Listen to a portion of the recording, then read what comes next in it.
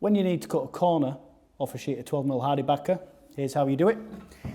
Take your spirit level and along your markings, give it 3 or 4 really deep scores.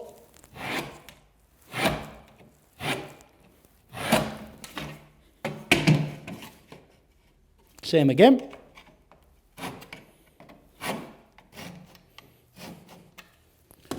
Take your spirit level, place underneath to protect the line. Initially, just trying to weaken it with your hammer.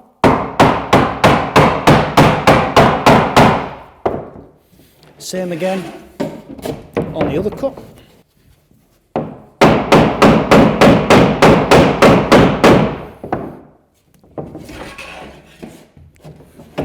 Back to the start, and this time you're trying to break through.